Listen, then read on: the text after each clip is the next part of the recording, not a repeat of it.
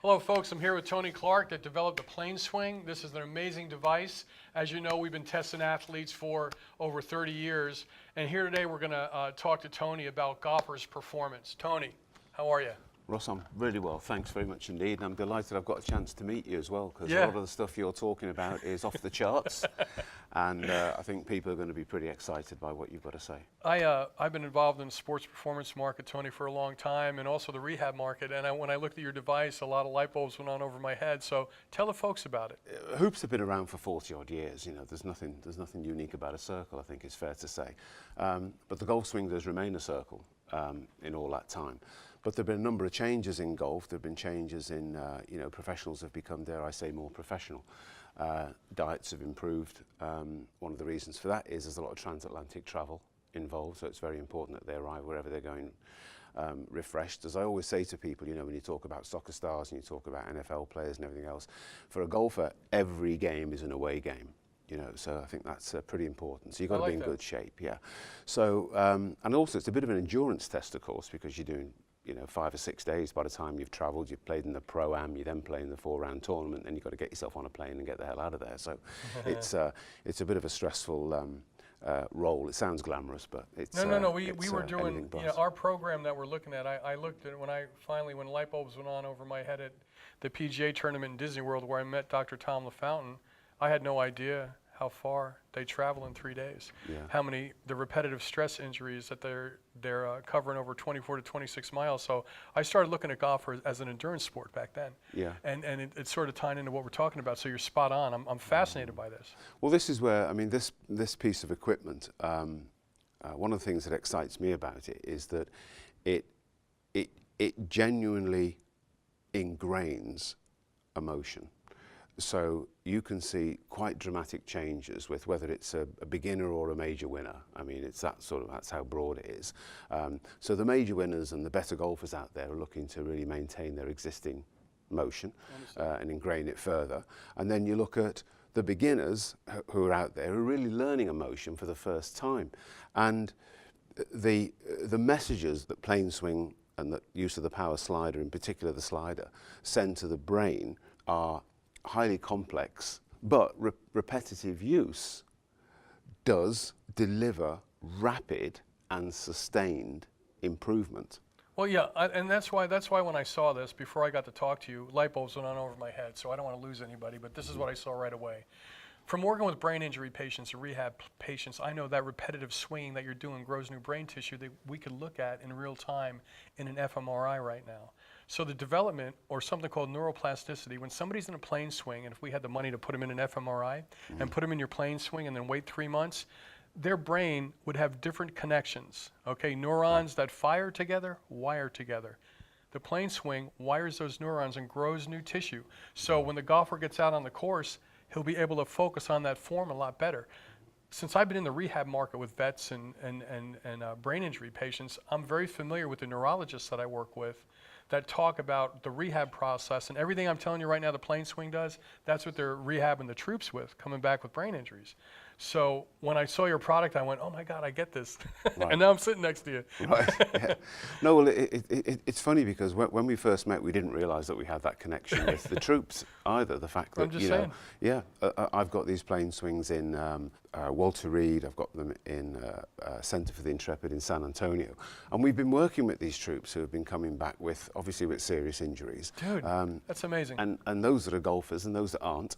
But what it works for them, it works on a balance perspective. Big time. It's almost like training wheels for a bicycle. Well, that's what I said. When I first saw it, I was thinking a rehab device. And I mean, I never picked up a golf club in my life, but I like to look at it. I like to look at it from different angles. So when I saw what it was doing, I was, oh, okay, I get it. And I just started drilling down on everything you were doing before I met you. So it makes total sense from a rehab standpoint. It makes total sense how a golfer can improve his swing and dial in his focus and his stroke using this. It's truly amazing. It's one of those, I'm sort of one of these lay guys who, I have this product, I own this product. We use a power slider as well, not a roller, and that's really important because it means that it engages the core. But I'm not fully understanding the internal mechanism that is delivering the sort of exciting results that I keep seeing with this, you Of know. course, I and, understand, yeah. and I get people come to me and they say, do you know, I'm playing a round of golf, it's all going south, and I just imagine myself in the PlaneSwing again. And I go, oh, that's quite interesting. And it actually does work like that. If you imagine yourself back in that PlaneSwing that you were working on 2 days ago or a day ago, whatever it might be, it has something goes on.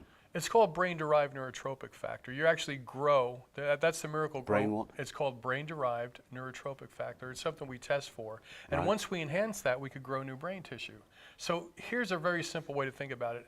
If I'd told somebody to write their name in their opposite hand, and they would write it, it would be all over the place. But if they kept writing it, it would become clearer by the end of the week. That's how PlaneSwing works. Right, right. It hardwires. That person that's using their opposite hand, writing their name, and they all of a sudden get efficient at it, they're growing new brain tissue on a cellular level. When you stay in the PlaneSwing and you use it consistently, you're growing new brain tissue. Then at the end of the day, you're not hitting the golf ball and causing problems and hitting all those buckets of balls where you're having the repetitive stress injury. You've got this smooth functional motion. Well, we're in 72 countries. Oh, really?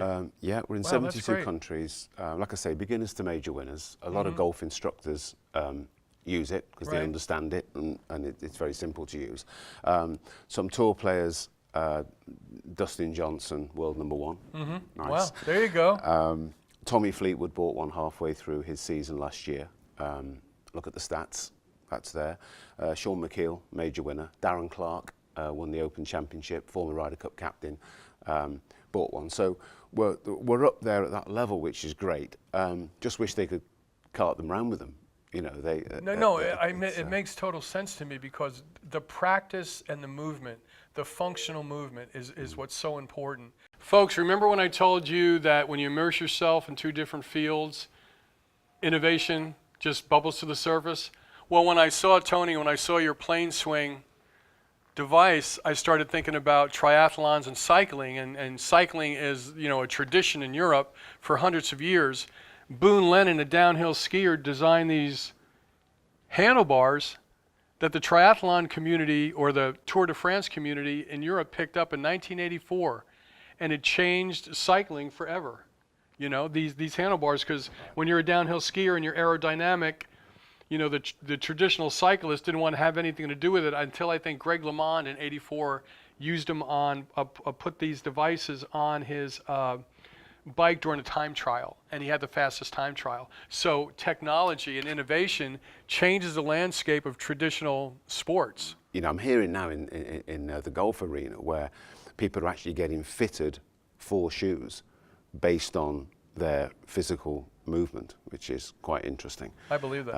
I think High Tech tried it a while ago. I'm not sure if that's still going, but it still does seem to make perfect sense to get the maximum generation of power through the shot. Your device, I always tell people that we are all biochemically unique, but also everybody has a different size, different shoe size, different height, different weight. Well, your program, everybody is biomechanically unique. So you help maybe a guy that's 5'6" or a woman or somebody that's 6 foot all customize their swing based on their biomechanical individuality. That's why I think this is like a sweeping generalization for all golfers, whether they're 6 or 60. Well, this is why we have sliders of different weights. But this is quite interesting. The reason I invented the slider and why it doesn't roll is because you need to engage the core. It's too easy. If this were to roll, for example, which it doesn't, it's a solid rubber piece on a aluminium shaft, right? And the idea is that when you begin the swing and you start to take it away, it sticks ever so slightly. So you have to engage the core. So suddenly the body now becomes connected with the arms and the shoulders. So it gives you a much more connected and powerful motion, and it's far more consistent with the way the golf swing should work. Whereas previously, you know, the roller was used and people get excessive forearm rotation. They'd start casting. They'd then have a reverse pivot.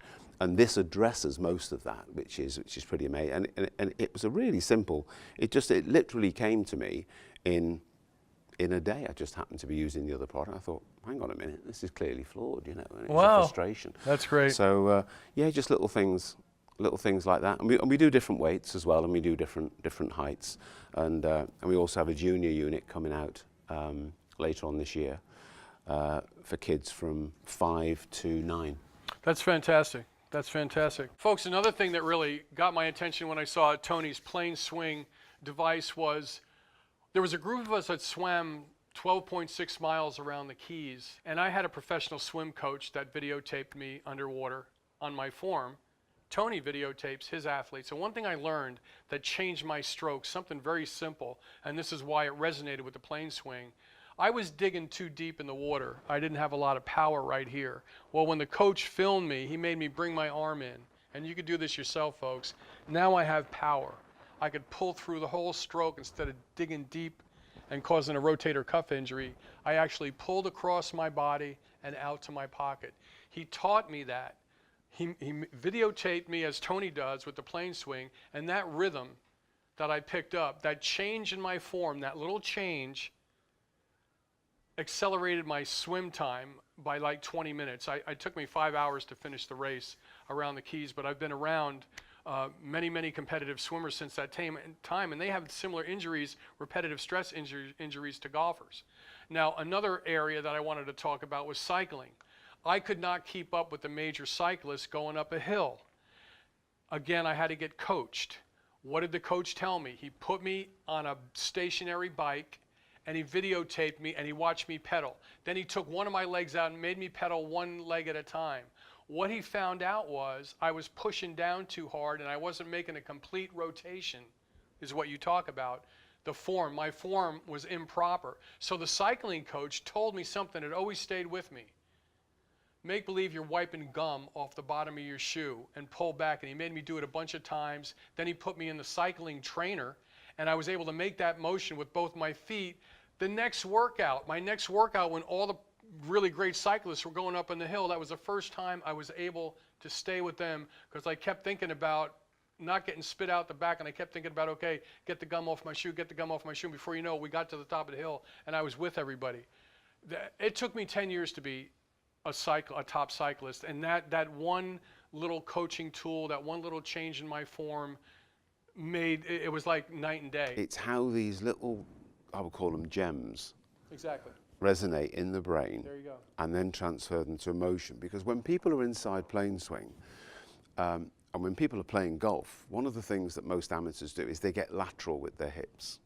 Okay, so immediately they lose balance and the weight goes onto the right side, and then they've got a bit of a battle trying to get themselves back. So they don't get the rotation of the hips and the body in the same way they should do.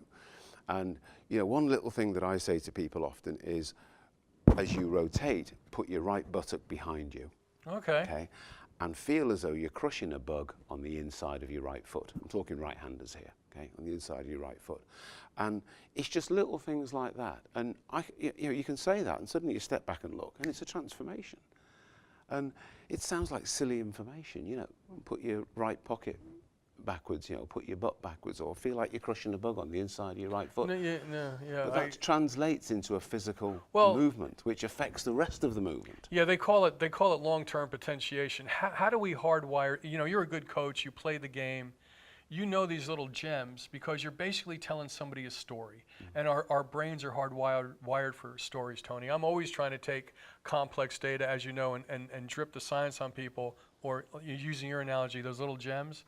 You're basically telling them a story that they can relate to. So when the guy told me to get the gum, or you're saying crush the bug, that's something they get immediately, and you could change their form overnight that way. Yeah. I mean, it's fascinating. Yeah. And people often say, they say, oh no, just give me one thought. Okay, yeah. I just want one thought as I go out there. And if you can give them that one thought that actually, unbeknown to them, impacts 2 or 3 elements of the swing. It does. Yeah, it does. Then, and this is where, seniors tour players, I've got a few guys who are moving on to the seniors tour who see this as an important part of their program, because big time. they need to make sure they maintain that level of rotation. And I actually think that really it's the senior golfers out there who absolutely love the sport. And heavens, we're here in Florida and it's just full of snowbirds for about 7-8 months of the year. And they come down and I see them, and their rotation's restricted. They're not hinging their wrists. They're trying to guide the ball down the fairway, and all they need to do, and yet there is an acceptance amongst them that, well, it's because I'm 65, it's because I'm 55, it's because I'm 75, whatever. And I think that's appalling. No, I agree with you. Frankly. When I'm taking care, when I'm developing high-level interventions for people, most of the people are told by doctors you're just aging. But I've seen in anti-aging centers, people in their 60s and 70s still have that gleam in their eye, and still their bodies are resonating. They're still fit, wanting to ride their bikes around Europe. So once they understand that what you just said, once they understand the new research that we're talking about, I think it's going to change their thinking. You know? Well, I'd ask people to look at, so sometimes I wouldn't ask your average golfer to necessarily I wouldn't blend them with a swing of, say, a Rory McIlroy or a Dustin Johnson or Tiger Woods. But what I would ask a lot of senior golfers out there to do is to look at the performances of the best players on the seniors tour. They are still athletes. Bernhard Langer, absolutely phenomenal. A lot of the other guys that are coming into the seniors tour, there's big money. There's big money on that tour. And they need to be at their peak performance. Exactly. If you come in there anything less than 100%, you're going to get lost in reality. And we see that. They come in and then they disappear. Right. And the bad news for a lot of the guys on the seniors tour is that because the whole fitness piece has become so much more important, those guys who are hitting 48, 50, that are now coming into the seniors tour are significantly fitter than the people that have been coming into the seniors tour for the last 10 years. See that? So all of those are going to get left behind. So, you've got your Bernard Langers, you've got, Freddie Couples with all of his back issues is still doing it, for want of a better word. He's maintaining his flexibility unbelievably well. So I think there's going to be significant pressure on the better players to compete.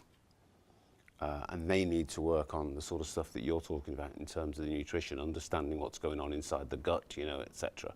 Yeah, the gut's the second brain, and you and I are going to be able to take once we get this out there, we're going to able to look at golfers on a cellular level, and everybody accuses me of losing people, but I just want to say it's our research labs that we've partnered with. This has never been what we're talking about. This testing that we're doing has never been done before in golfing, so I'm really excited about this. Right. Anytime like we're first out of the blocks or on the tip of the spear or something, that gets me out of bed in the morning. So it was just very interesting when we had breakfast the other morning and you kind of like threw it away. It was like, the gut's the second brain. I'm thinking, well, hang on a minute, the gut is the second brain. Yeah. I mean, what does that mean? Yeah, I mean. I partnered with a research lab in 1996 called the Great Smokies Diagnostic Lab, and we were looking at the intestinal tract, so that's how long it's been going on. Medicine, the microbiome, is all the good flora in our intestinal tract. Now, I know that in order to get a body to resonate performance-wise, we have to balance out the intestinal tract. So because a lot of people are on a bad diet and they're nutrient deficient, their intestinal tract, those beneficial bacteria, they get out of balance and it affects how they feel. So from a golfer standpoint, if you and I were to test a bunch of golfers and find out their intestinal tract is out of balance and we rehab their intestinal tract, that will definitely affect their performance. In fact, the intestinal tract is ground zero for performance, but you never hear anybody talk about it. Now from a brain injury standpoint, depression, bipolar disorder, I always start with my doctors checking somebody's intestinal tract, and we get them off the medication, those labels disappear. Now you and I are functioning on the performance side. So think about it. You are not what you eat, you are what you absorb. So if your intestinal tract is out of balance, you're not pulling nutrients out of food, right? Where's your body going to get the nutrients? After the golfer goes to sleep at night, he's going to mine nutrients out of his own muscle tissue. So again, I don't want to get too complicated, but really, if you think about it, you are not what you eat, you are what you absorb. The intestinal tract, if it's out of balance, will affect your mood and how you feel. Psychiatry for years has been just treating the head and not the body. You're not what you eat, you are what you absorb. Yeah, isn't that easy? Was that technical for me? Yeah. That was easy, right? I can relate to that. Okay. Yeah, I can just about get that. But when you look at the tour players, I mean, there's some staggering stats out there, and I haven't got them right off the top of my head, but I can tell you that if your average score through the year, for argument's sake, is 0.25 difference either way, it can be losing your card or retaining your card. Wow, I mean, that's how it is that tight. It can be, winning $200,000 to winning $1.2 million. That it's just incredible. It's golf. I keep saying to people all the time, I've got a lot of friends in soccer. Golf is the ultimate meritocracy. You either do it or you're out. If you don't make the cut, you go home. It's as simple as that. A lot You of can't pressure. sit on the bench Right. and still get your salary at the end of the month. You can't, you bust your ankle, You're done. you're done. I got you. You made a great point saying it's always an away game. Physiologically, I would love to do a study on 10 players, look at all their nutritional levels, look at their intestinal tract and their brain chemistry pre and post season. And like the lab that I work with, we've tested tens of thousands of people. I have those results from snipers, from airline pilots, from surgeons, people in high stress occupations. That's what I've been studying for years. And I've also been an endurance athlete studying them. So when I looked at golf as the endurance sport, I had no idea the intensity of what the game brought, of what these players go through. So when you see these, for want of a better word, car crash incidents, say in golf, like Jordan Spieth at the Masters on that par 3, when he was cruising to victory and he throws in a 7 on a par 3. Rory McIlroy, similar in the Masters. I mean, what happens there when we can all make a bad decision, but to follow a bad decision with a bad decision. All stress is cumulative. So your prefrontal cortex, the front of your brain, allows the decision making, allows to call on the next golf shot. If you go into that last part of the tournament that you just mentioned and you're under stress, the circulation to that part of the brain moves to another area and you can't make decisions. You can't focus. So what's their blood sugar at that point? We can measure the neurotransmitters in their brain. Are their neurotransmitters up at that level? When I met Dr. Tom LaFountain, I looked at golf as the endurance sport. He told me about the back nine. So my feeling is, how do I get a golfer to the back nine nutritionally and with the focus of a sniper? Okay, that's kind of what I was thinking. So we have to look at blood sugar levels, insulin levels, neurotransmitter levels, the electrochemical messengers in our brain, because the more stress you're under day in and day out, when you get to where Rory was, you're not going to fire on all cylinders, and then the stress will overwhelm your decision-making process or your muscular functionality. You know what I mean? Like you were showing me in your PlaneSwing. That's why when you're under stress, whether it's an officer involved in a shooting, what does he do? He goes back to what he learned on the range. He goes back to what his instructors are saying. Why your machine, the PlaneSwing, is so important. When you're under stress, you're going to go back to this stroke. You look at Rory, what was amazing about Rory was, first of all, his massive loyalty to his caddy, because at the time, people were blaming his caddy, saying his caddy should have done this, caddy should have done that. And, because Rory had never been in that position before, and Rory marvelously turned around and said, well, my caddy's never been in that position before either, so give him a break. Good for him. And then the next thing, he wins the US Open. Yeah. So he managed to turn that negative into a massive positive somehow in his mind. Right. And goes out, never lost belief in his own ability, quite clearly. Right. So you see the SWAT team members that have to, God forbid, kill somebody, or a soldier in battle, or a surgeon that loses a patient, or an EMS worker that works a traumatic scene. What we have to do to these golfers is teach them how to wrap that up in a little package, put it over your shoulder, because golf is a game of recovery. If you let that get to you before the next shot, you're done. So if we could elevate the nutritional system, if we could correct all the nutritional deficiencies and have them mentally and physically as fit before they go into that back nine, then they're going to fire on more cylinders better. Every golfer is biomechanically unique and biochemically unique. And what Tony and I are trying to get across is that if we improve a golfer's nutrition, correct all the deficiencies, change their intestinal tract where they're pulling nutrients out of food more efficiently, then when they get in that spot where they really have to focus and the crowd is there and their stress levels are through the roof, they're going to be able to deliver the performance that they were trained using the PlaneSwing. Tony, thanks for sharing this with us, and it was so great to meet you and talk about what we can do for golf. Thank you. Well, I think you've got my juices flowing, and I'm certainly excited about the whole thing. And what it's given me, I think, is a real understanding of the impact of this product and physically, and what it's doing inside, and how it combines with nutrition. Right. And what I want to do is to get people to go to planeswing.com, and there will be a link on there through to the information that you've given today, so that people can see that there's a holistic approach that needs to be taken to golf and to the whole performance element. So for me, it's been a massive educational experience. Bit of a steep learning curve. Probably have to step back and have a look at it again, but Well, really appreciate it. we'll keep up this dialogue. Folks, thanks for joining us. See the Russ Scala YouTube channel and Scala Precision Health. We'll see you soon.